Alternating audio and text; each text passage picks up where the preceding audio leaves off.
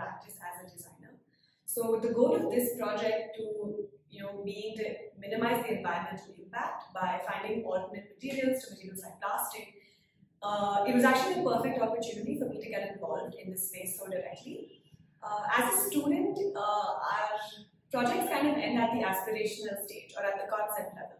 So this was the first time that I, as somebody who's always been fascinated by the innovation in this sector, had the chance to work on something so personally and so directly in my practice. The other thing that I resonated with very strongly here was the bigger picture of this entire project. So with the larger players coming into the picture, the eyewear segment has kind of moved into the fast fashion segment. So what used to actually be a medical need, which is needing eyewear, has now become like a fashion statement, right? So in many ways this is great because it's made eyewear accessible, it's normalizing the need to wear glasses. But at the same time, there is an environmental impact involved in it. So for example, if you look at most people who require spectacles right now have several pairs with them. And the general purchase frequency has kind of been skyrocketing over the last few years. So as somebody who has always prioritized slow fashion in my personal life, I find that being involved in something like this was very exciting for me as an individual.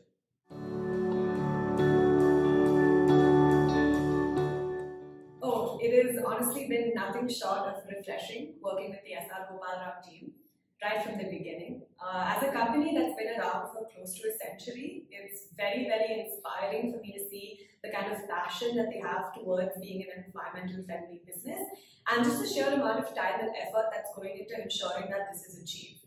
So, and there aren't too many players in the eyewear packaging industry that prioritize sustainability or have too much innovation in this space. So it's great for me to be a part of something that's looking to be the first movers in this space and making green something trendy with these multiple initiatives. Even with times changing today, it's very rare that you have customers saying, oh, I'm looking for a sustainable spectacle case or a brand that's sustainable that sells spectacles, right? So I think that kind of makes it tough to stay on track with the sustainability goals. But with my experience here, I've noticed that this is the kind of company that even if the consumers themselves aren't prioritizing going green, the company is so passionate about it that it takes precedence over any other consideration. The initial brief for this project was pretty open-ended, and I did expect a ton of research to go into it. I had initially chalked out this conventional design process from start to finish with the timeline and everything, but as we moved forward, I noticed that it requires a very different approach from what we initially expected. The research was actually a lot heavier than we thought, and there was a lot more back and forth as we went along the process. But I think this is something that does come with an exploratory project, especially in sustainability. It's new, it's fresh, and you can't always expect it to be a very streamlined process. So that's something we learned along the way.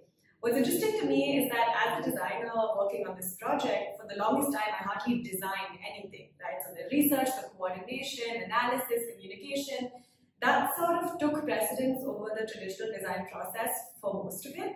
And honestly, now that I think about it some more, all of what I mentioned, in essence, does become design.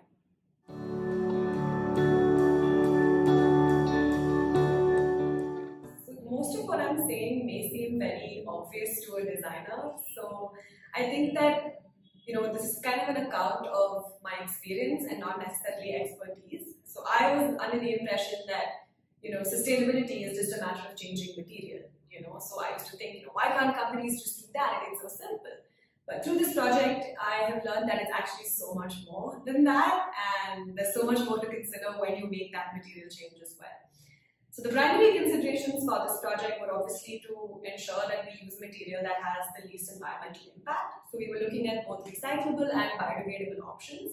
Another goal was to ensure that there's minimal waste when this product is discarded, and also to ensure that it's pretty durable to survive storage and daily use and things like that. So initially we cast a pretty wide net, I'd say, in terms of research and globally to start off with, to understand what's going on around the world. I think another consideration with sustainability and something that's often overlooked is location. So for example, I can find a 100% biodegradable material that could satisfy all our environmental requirements, and it could also satisfy all characteristics in terms of functionality and durability and everything. But if this material has to be brought to us from the other end of the continent or is only grown in another part of the world, we need to start taking into account the impact of having it shipped to us, or the impact of growing it itself. So we slowly started to realize that the sustainability angle also comes from procurement, and it's a holistic picture that we have to look at.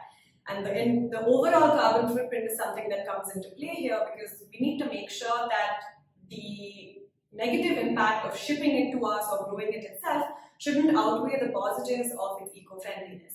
So this aspect is definitely something that we have to bear in mind throughout the research process.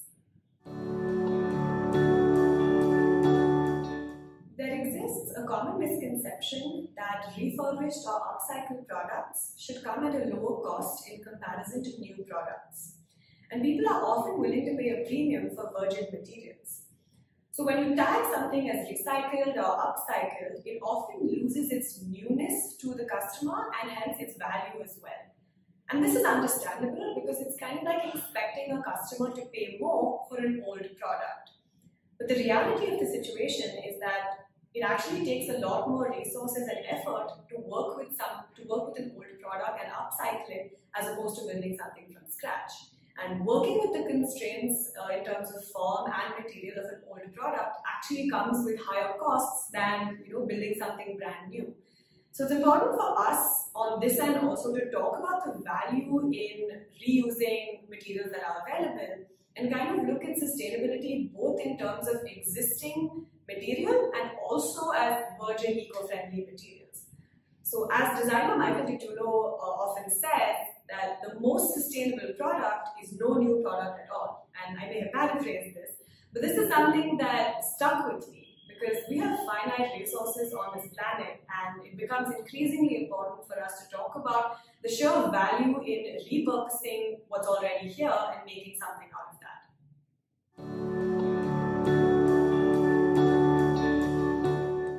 Another constraint when it comes to sustainability is ensuring quality. As a business, or even as a designer, we always want to make great products for our customers. Apart from the overarching goal of the product being sustainable, we also want it to look good, feel good, and to serve the purpose that it's meant to serve. The goal with this project was no different, and we made sure that this was a lens through which we looked at the entire project from start to finish. So while there were certain places that they were willing to compromise, I think that the overall product experience took priority and took precedence over many of the other considerations throughout this project. Our ultimate goal in this project has two parts: to design and develop a spectacle case and a hard packaging box for courier purposes. The resultant product should be biodegradable or recyclable, and in some way more environmentally friendly than what we're using currently, should generate minimal waste when discarded, and also be durable enough to be stored and used for long periods. For our courier segment, we've decided to move forward with using recycled corrugated tuck boxes. While paper is 100% biodegradable, we wanted to try and avoid using virgin paper for our needs, which is why we've decided to work with what's already around us and use recycled paper for these tuck boxes. We've also managed to find home compostable mailers and shipping labels, which is what we will be using throughout for all our couriering needs. Throughout this project, having explored different materials such as hemp, bamboo, and even coconut shells, we found that the market is still a little too fresh for these materials to be used for the products that we're looking for, and we wanted to explore them again at a later stage. While the ultimate goal is to use one of those materials, we're currently looking at using recycled rigid paper board to design and develop our spectacle cases. While ensuring that these are high quality and durable, these will serve as the primary packaging for our spectacles and also as daily use storage for our customers. We are also exploring upcycling used spectacle cases that we've collected from our customers in collaboration with Kini Designs and Bangalore Creative Circus. Just to let you know, upcycling these cases is actually costing us double what the original cases cost us initially. But I think that the priority here is to remain a green business, and the intention here takes precedence. So what we're doing here is we're making sure that old cases get a new life, irrespective of the cost involved.